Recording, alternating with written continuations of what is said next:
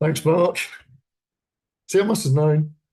Um, okay, so that particular track, if you're familiar with it or not, is a musical idea by Lennon, which is what starts the track. The second part is a musical idea by McCartney. And then the third idea is something that George Martin put in there as an orchestral section. And they don't relate to one another. So, but they sound as if they do, as if they should do, but they don't. And then it goes back to the Lennon thing and circles through again. And it goes back to it finishes on the orchestral bit. And the orchestra seem to be getting faster and faster until it finishes. Now, also in that, Lennon is telling you how he wrote it. So the demonstration of that, of the cut-up technique, he actually says, I read the news today. Oh boy. So he's actually then goes through the items in the newspaper and also references a film. So it's things that are taken out of a newspaper and the film. So that's the process. And it's interesting because cut up sometimes does this. When you randomly take things, it starts to tell you something about itself. I did an interview with a guy called Dr. Al Cummings, who some of you will know. And Al uses this because he's a musician as well. And he said, the thing that fascinates me about cut up is it actually starts to tell you about the process. And so that is a good example of that, where he's actually demonstrating the thing. But okay, so that's that. And then the final bit, when the orchestra, the recording in the orchestra speeds up, what they've done is they've speeded the tape up at the end. And because it's analog, the pitch changes. So there's a key change as it goes up. So that, of course, is another Burroughs technique of recording things and speeding tapes up and cutting tapes and the rest of it. So that's a really good example of the sort of creative process. All right. So there we go. Okay. So what I thought would be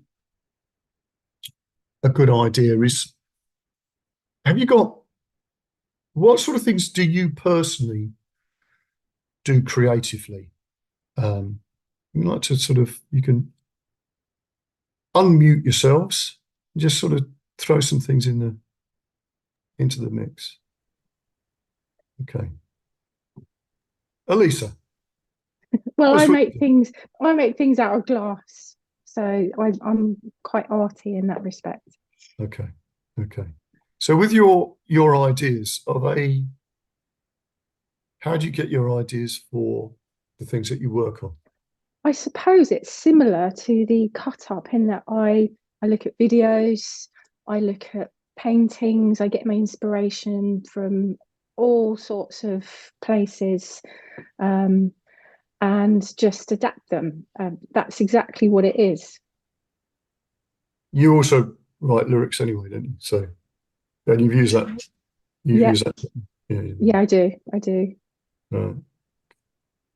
Pete, I'm assuming you use something like that for writing, do you? I've done differently. I've done I mean, some of my favorite stories I think I've done from just random pictures, just finding there was a place I used to go, they would put pictures on a table, you'd pick three, put them in Yeah. any order and it is, as you say, it's fascinating what comes out. It's Yeah. I think it almost like your brain just enjoys the challenge of going, right, how are we going to make this work? And Yeah. then it's almost like you're keeping up with what's happening as opposed to driving it, which Yes. Yeah. Because actually using pictures is a really good way of coming up with creative ideas. Because obviously there are a lot of words in a picture, if you see what I mean. And I've actually used that technique for writing lyrics as well, just using pictures. So I definitely use phrases as well. If a phrase pops in, I'll just jot it down somewhere and see. Sometimes they come alive and sometimes they don't. But it's yeah. I love random. I love trying to stay out of the process almost, just to be surprised by it. yeah. I think that is the thing that I think is really important with this. It's not to fall into well, we all fall into patterns, but try to keeping away from the most obvious patterns, and find yourself in on the back foot, and then because obviously we're pattern seekers, aren't we? We look at things and patterns present themselves to us. Really, in a way, this is what this thing is doing, is a function of our consciousness of seeing patterns. So when we put things together that on the face of it don't go together, we find a way of them fitting together. Right. So has anybody not done cut up at all? Do you all know what it is? I am a Yes. little uncertain, but I imagine that I have. But you can, yeah, I wouldn't mind if you explain it a little bit. Right. Okay. Shall we try something then? Yes. Somebody could be a scribe to save me writing things down. Who wants to scribble something down? Laura, do you want to do it? Cool. Right. So has anybody got any books available to hand? If not, I'll go and grab some. But if you have, it would be good. Right. Mark's got one. Anybody else got a book? I could use this one that's to hand. I've got your book here. Yeah, it's strange. I've got my book here. We'll do that. All right. So what we're going to do is just at random, we're going to take a phrase. So it's a bit like bibliomancy for those who are familiar with that. We're just going to dip in and find something. But the idea is not to search for it. Okay. So shall I? So we want a phrase. You don't want a complete sentence. Okay. So the project started. Right. Somebody else? Fanfare noise. Fanfare noise, did you say? Yeah. Yeah.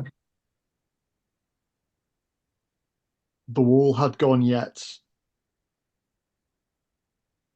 To this day, the gulf persists. Right. What was that? The wall? The wall had gone yet. To this day, the gulf persists. Right.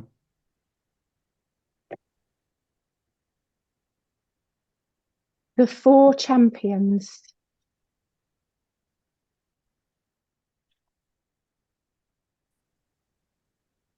The spell of the brick to be written down.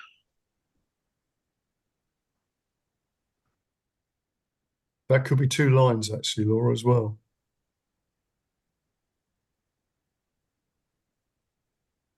Never for one moment.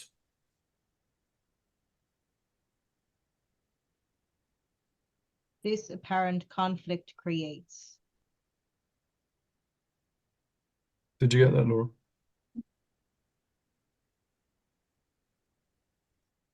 Yep. They were compelled. Sorry? They were compelled.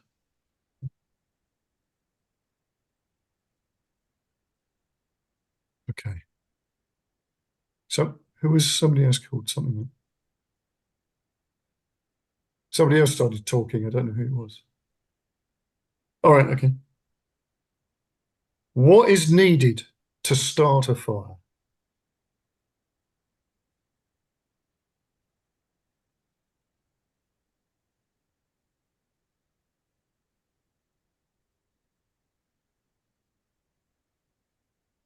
She pointed into the mirror behind the bar.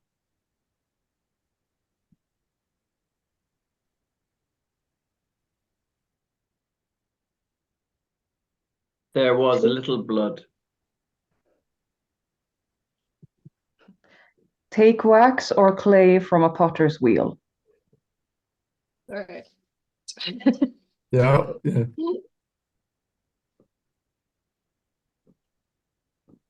What the Right, fire is intended to do. Sorry, Celine, say that again. What the fire is intended to do.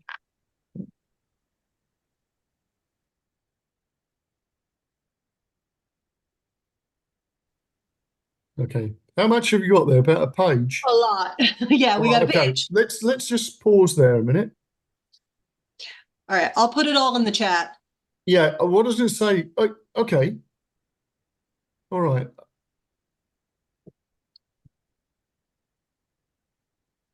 I was going to say, do you want to read it back?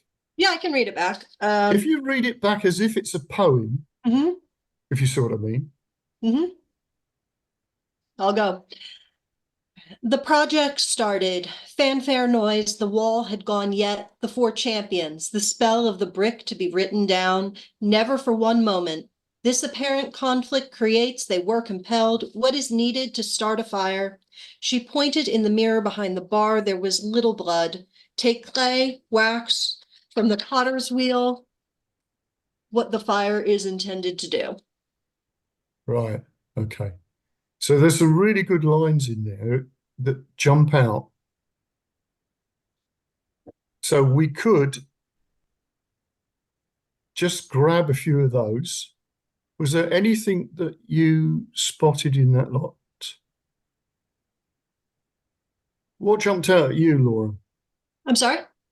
Was there a line or two that jumped out at you? Yeah, specifically the spell of the brick to be written down, those two lines, and then there were a couple of things about a fire that linked together, and also there was little blood as it connected to the, she pointed to the mirror, there was little blood. If you just took those phrases and put them together like a verse. The spell of the brick to be written down, what is needed to start a fire. She pointed into the mirror and there was little blood. Right. Yeah. Now, what I go for when I'm doing stuff like this is there like a central spirit to that? Mhm. Something that sort of drives the narrative like a thread, and obviously something about fire. It's almost like you get the idea of what the story is about in essence. Yep. What would you say that's about? Just the ones that we discussed or the whole thing? Yeah, the ones that you've chosen. The ones I've chosen, because there's almost a story here if you're looking at it. Even if you look at the wall had gone yet and the four champions, it goes from there and it's almost a description of a conversation someone's having. Yeah. Like I can almost hear the dialogue in my head and say, you know, this person is trying to figure out what the other person knows. Yeah, exactly. Exactly. Yeah. This is what I'm getting at. Got it. As soon as we do this, even though it's random, it seems to be making sense. Yep. And what you end up with is an interesting twist to a story. All right? Something that you wouldn't have thought of, because it's not coming from your preconceived ideas about, you know, what it is you're going to write about, if you see what I mean. Because obviously a lot of creative processes are like going up into the attic. And, you know, you start, oh God, it's that junk and it's this junk. And then suddenly there's a gem inside. Oh my God, I thought I'd got rid of this, you know. And that's really what's going on in your head if you're just doing it logically. There's a load of old dross around everything until you keep digging and digging, and then you find something. But what this stuff does is it sort of upends everything. So you're forced to find new connections. And I think that's what's so exciting about it. Okay. So what would you going to do? You're going to type this out, Lord? No, you won't be able to type that out, will you? I can, if you want me You to. I just can. say you're going to put it in the chat. I don't know. Yeah, I'll put it in the chat right now. Give me 2 Oh, seconds. okay. Oh, that's very kind. Okay. Right, we can have a look at those in a minute, and you can come up with some other ideas. But that's how it works. All right, it's quite a simple technique. Now, if you're writing songs and you want a chorus, you want a hook line. So hook lines would be this, the things that people would have spent an even longer working on. So there'd be like headlines for adverts, titles of books, titles of films, chapter headings. They make great chorus, hooks. All right. So, and then of course you can play with those things as well. You can take an idea and then twist it around, or whatever. Who likes the Smiths? Don't all shout at once. Okay. So Morrissey was deeply into films, particularly British, sort of pre-war, post-war. So what he would do is, while he was watching these films, is he would take bits of the dialogue, and they'd end up in the songs. So these incredible lines of Morrissey's are actually from British films, and nobody knew that he was doing that. So nobody's going to spot what you're doing, because I think that there's a lot of people a bit uneasy about this, like, because they think they're going to get found out, but nobody gets found out with this because it's just the process. Okay, right. So let's just create a chorus, shall we? So have you got, if you look at your books and find a chapter heading. Oh, this looks good. Brilliant.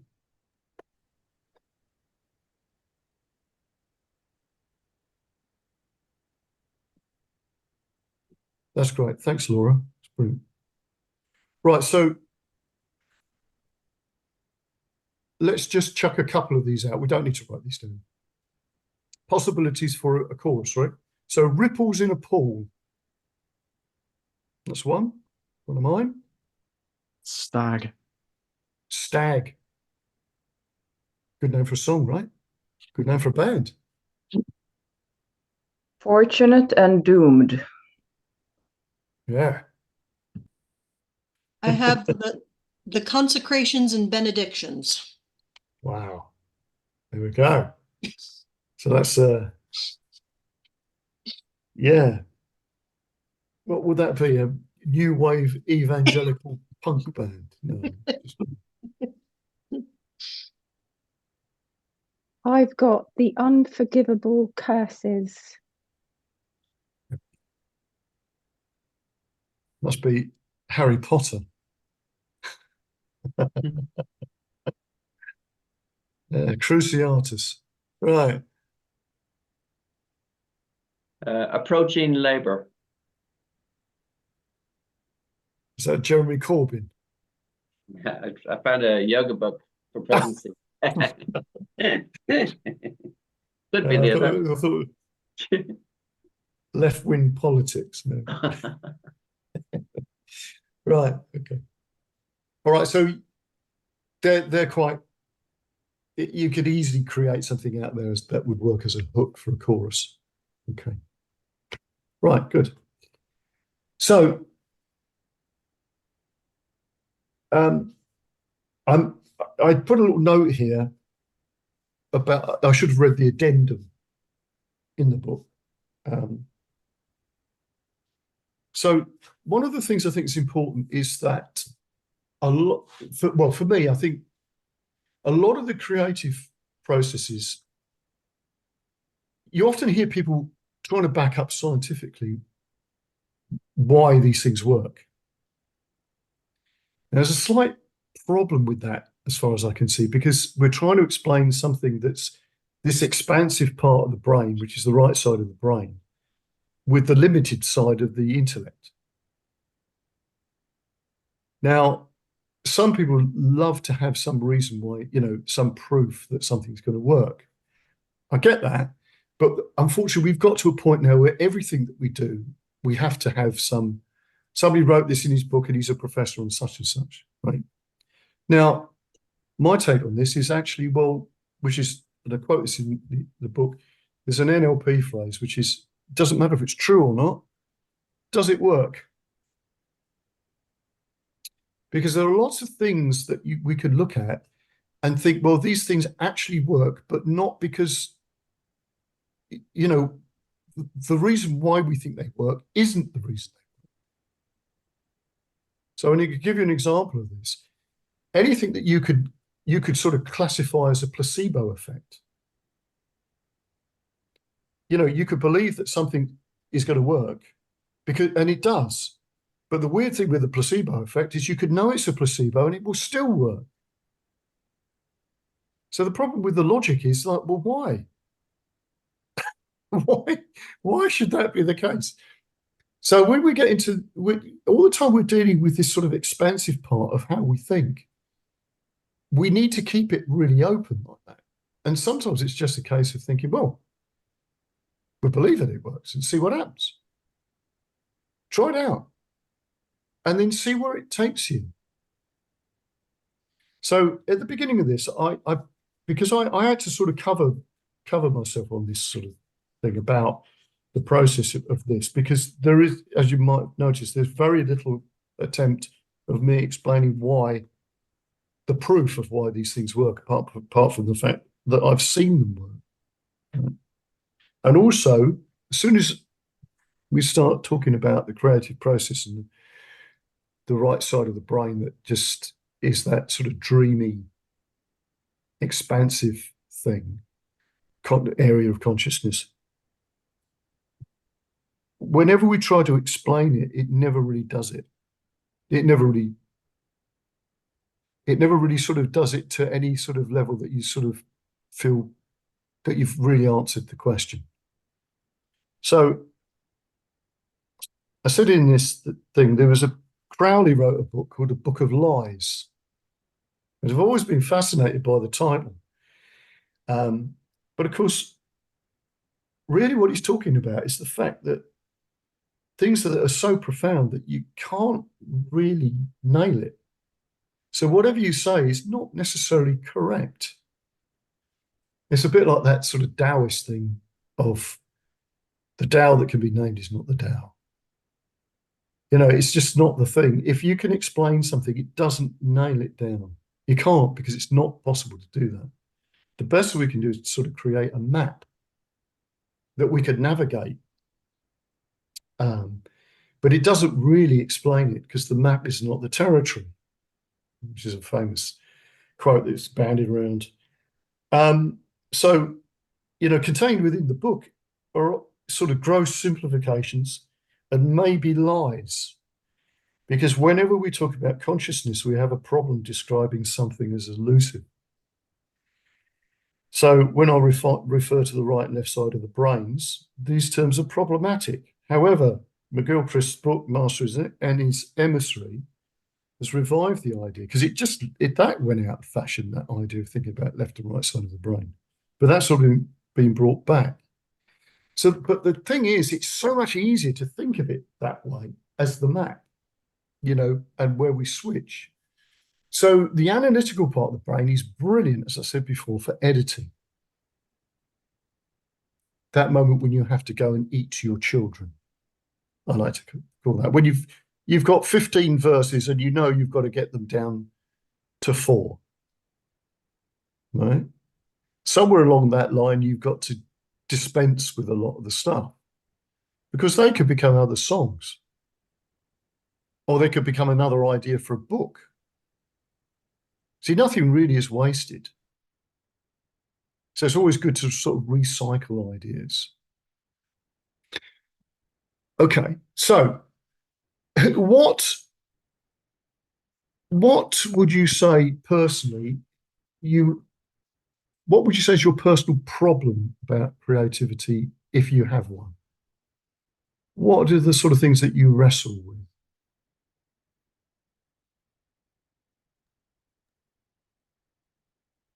I mean, go ahead.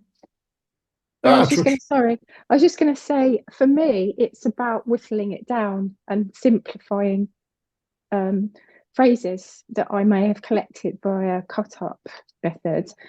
And they're all really lovely phrases, and I don't want to get rid of any beautiful words, but I know it's too much. And I'm about to do that process. I've got something like 24 phrases that all kind of connect in like 6 verses, potentially 4 maybe different songs probably, but it's just whittling it down for me to make it simple and catchy, and and then maybe get a hook from one of them to change into to transform into a chorus of some kind. Okay, that's good, Elisa. Thanks. Laura, you said. I guess it's for me, the ideas are the easy part. It's the completing. It's the hard part. I kind of tend to stop in the middle and have lots of things that are partially done. Okay, so it's actually a similar thing, isn't it? I know. So for me, my ideas that are good on paper do not come out well, and that which I create spontaneously comes out much better, but I do not take it seriously enough. Oh, It somehow doesn't feel as real as that which is well thought through or has a solid base. So I tend to I tone down what it is because I don't feel like it's real somehow. right. Interesting. Okay. Trish. Follow through is a big one, like the same with Laura, but the validity of the voice actually is where I get really hung up, because I'm kind of like, this is derivative, it's been said before, but better by other people. I don't really have a worthwhile perspective, that kind of thing. That that shitty self-talk. Yeah. Yes. Okay. In actual fact, I think all of those processes are about that, about your how you validate what it is that you're doing. So we'll talk about that in a minute. Mark? So mine's very, very similar to Trish's. I'm very good at copying. I'm very good at finding a pattern and sticking to it. And it's actually breaking out of that, which I find difficulty with it, whether that be with miniature painting, whether that be skateboarding. I'm good at reaching a certain point in which I've mastered a certain thing, but actually taking it out and doing something individual or putting my spin on it, I find very difficult to do. Okay. Right. All right. Let me just sort of throw some things in where, I've had a similar sort of stuff, right? First of all, as you say, look, Trish was saying that sort of shitty self-talk. The first thing is, where do those ideas come from? How did you arrive at those? And they often come from somewhere else, where people have commented, or where you look at somebody and they've already elevated in the eyes of other people, and you start to measure yourself against others. Now, because I've sort of come from the world of music, and I came to that via art. I didn't come to music via going to study at a college or music academy. I was quite good at doing art, which I'm not particularly kept up. But when I started getting involved in playing the guitar and writing songs, it was like I was painting. I was coming from the same place as I would if I was painting landscapes. It was a feeling. I was seeing something and I was interpreting that on a canvas. But when I was playing music, I was creating sounds that I'd sort of heard, where I'd worked things out of recordings and partially got them wrong. I talk about this in the book, I think, actually, where later on I discovered that that was the thing that created my style, where I wasn't exactly the same as the person that I was copying from. Because when you slowed a record down, you couldn't work every single day because it became a dirge. So you had to guess. And by default, you created your own style. And I think that's the thing that we've got to think about, is having this sort of honesty about what we create is from us, even when it appears to be like we're using systems like CutUp, but we're sort of short-circuiting where your ideas come from anyway. They've ended up in your head from somewhere as a form of CutUp, right?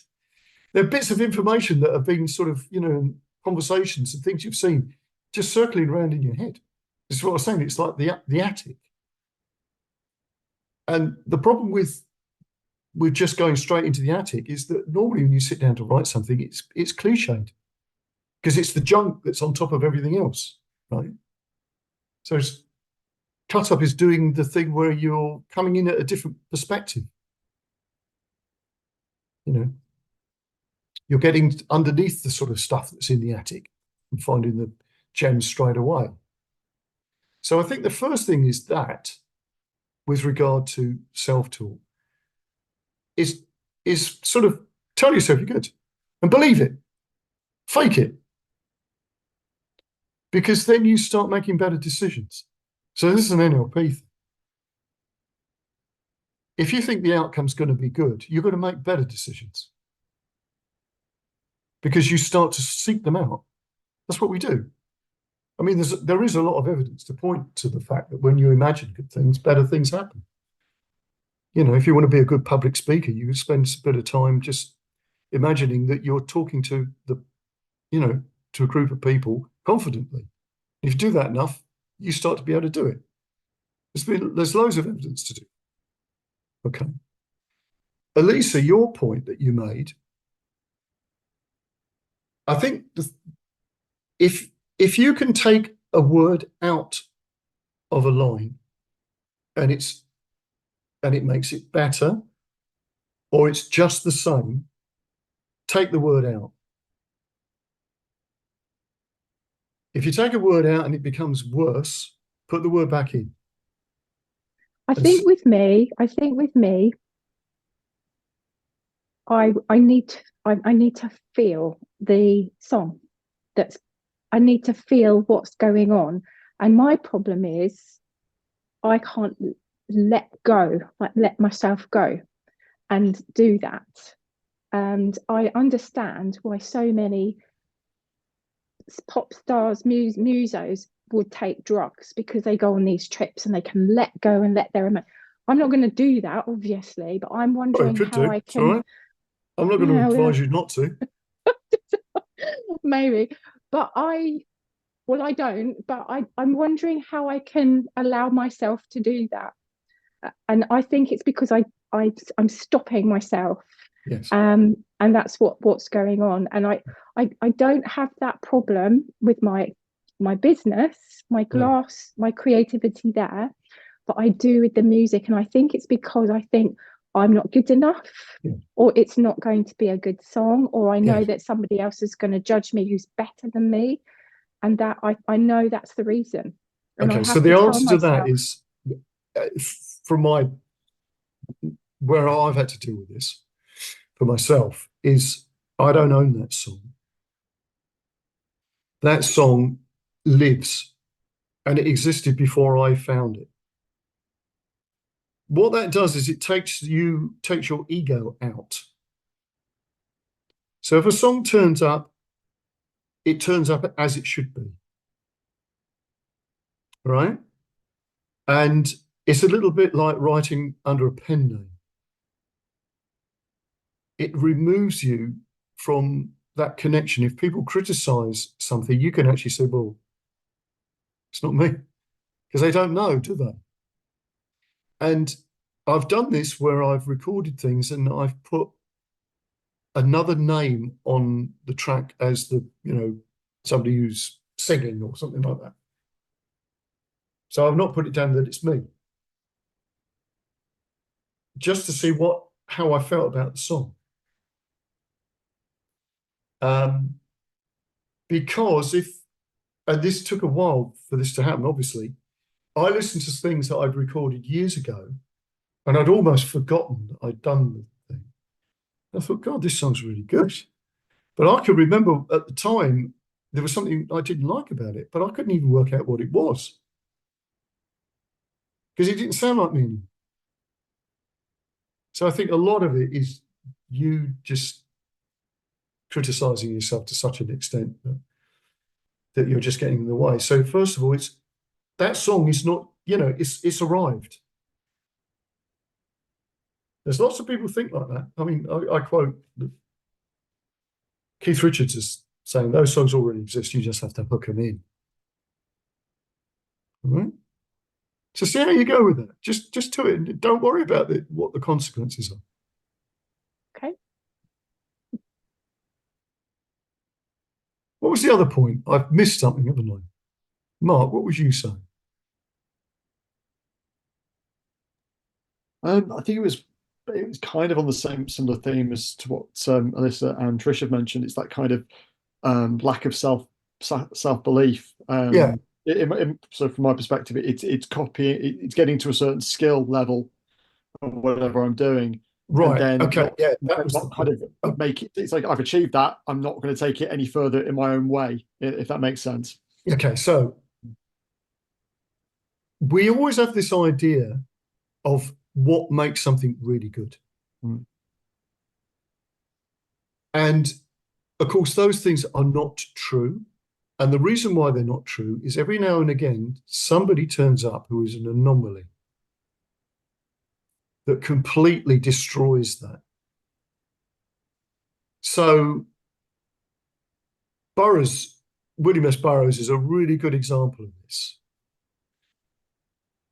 The sort of literature before people like Burroughs appeared was completely different.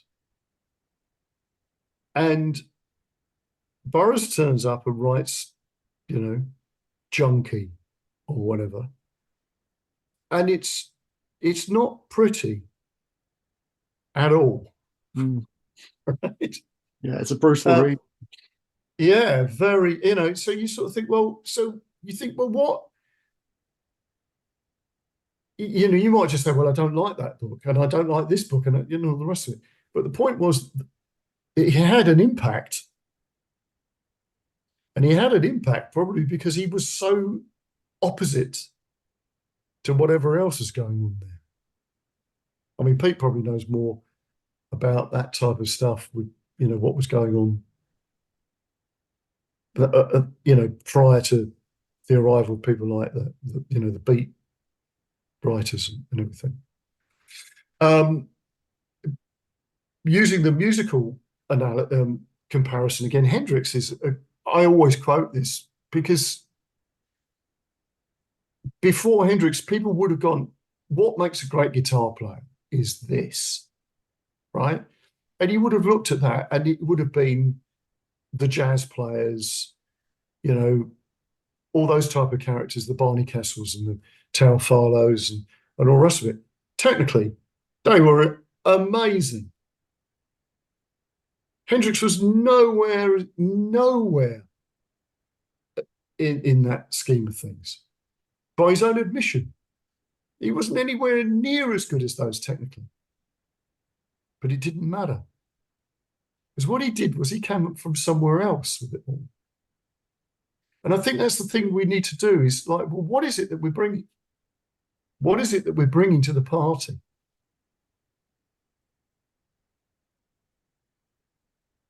And that is a way that is a way around that sort of self-criticism, whatever, that maybe you're measuring yourself about with somebody that's not it's not in the same ballpark as you, because you're in another place, right? Trish.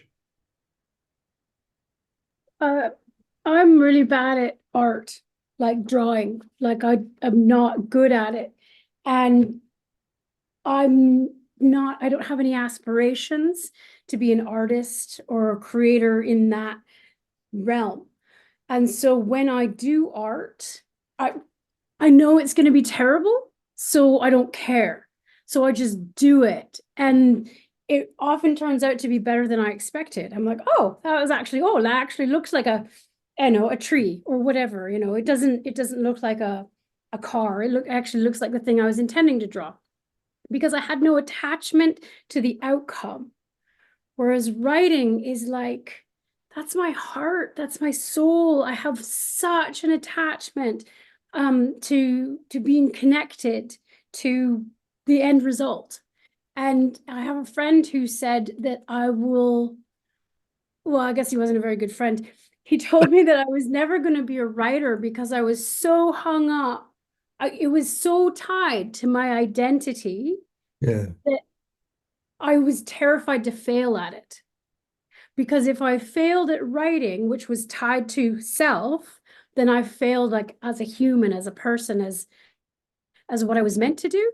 So that's what I wrote in the chat, is there a balance between connection, like being connected to the thing, but being able to detach from it so that you're not like imprisoned by how it's going to end up. Yeah, well, you've got to use a lot of trickery to sort of get that balance.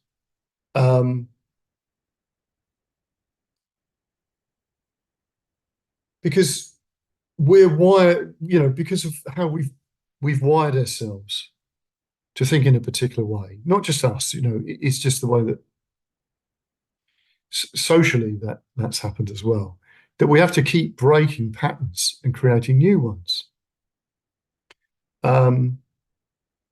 So from my own experience, the same thing. It's like you just have to find where you are in that. And of course, you're always comparing yourself to other people. I would compare myself to Wes Montgomery or some great jazz guitar player. I think, God, I can't do that stuff. And yet, I'm a pretty good guitar player, but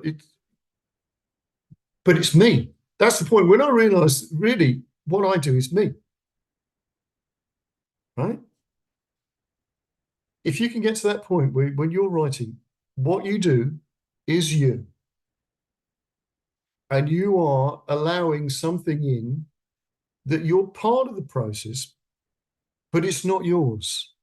So you're playing all the time with this thing about what you're dealing with, what you're sort of conjuring, if you like. Okay. I know that sounds a bit of a contradiction, but that's what we've got to do with this stuff, because we've got to cheat our way around our problems. We've got to be cunning about stuff. And if you think about these sort of ancient stories about people going, like these sort of Greek myths where there's always some sort of, trickery involved. How do you get this thing from you got to trick this guy, this whatever it is, god or goddess, to think this and whatever. What are they telling you? They're telling you exactly how you succeed, by cunning, right? By cunning.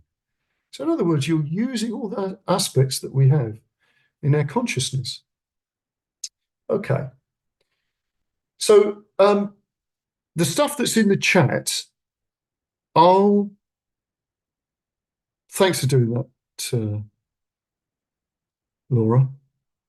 I'll pop these up on the Facebook site for this.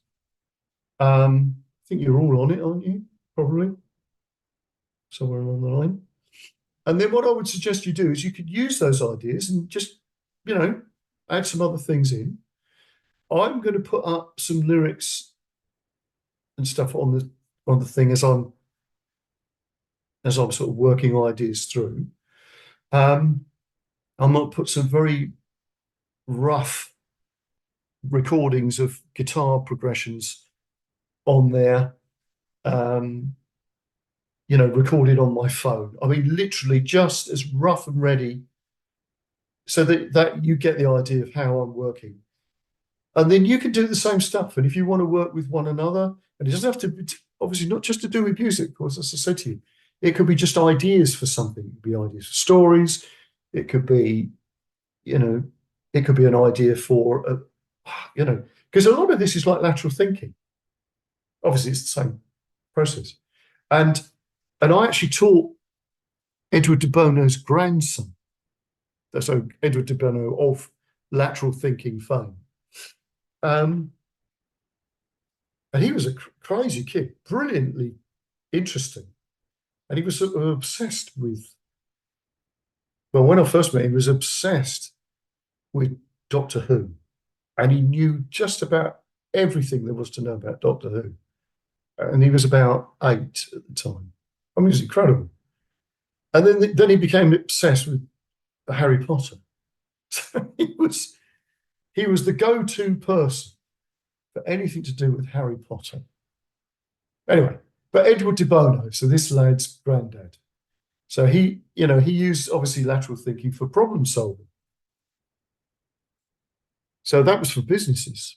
You had a problem, you grab a dictionary and just open up randomly, come up with a word, and then reverse engineer the idea back to your problem. Okay. So again, that's bibliomancy, isn't it? I mean, what's the difference between that and just taking phrases out of a book, making a song? All right. Okay. All right. Well, thanks for your patience, everyone. As the doctor said, that's a terrible joke. Yeah, it was bad, wasn't it? Okay. But so so you're right to sort of post things up. And if you want to do like a WhatsApp group or whatever, then I'm pretty rubbish with WhatsApp, but perhaps you can help me and I'll set one up. All right. So okay. I'm very keen for people to do this because this thing is really, this has got to go out to other people. That's the point about this book. Because I think actually it's important for kids. So young people, if they can learn these ideas of creative thinking, because it's not really covered in school. In fact, it's completely the opposite, because everything is so structured. And that by default is problematic. Because if we think that there's a logical answer to everything, then we're in deep trouble. And the other thing is, if we think we're going to solve our problems with the same thinking that we've had before, then we're also in deep trouble. So the problems for, the solutions to problems that we've got now has got to come from a different way of thinking. All right. And on that note, thank you very much. Cheers. Thanks, Vic. So what I'll do is I'll put another date up, maybe in a month's time or something. We can, we can sort of get together and just sort of chat about things, come up with bring ideas to the party. All right. And we'll see what we can do with that. See you there. Brilliant. Thank you, Vic. Thank you. That's all right. Bye. Thank you. See you then. Thank you. Yeah, see you soon, fella. Bye. Bye. Thank you.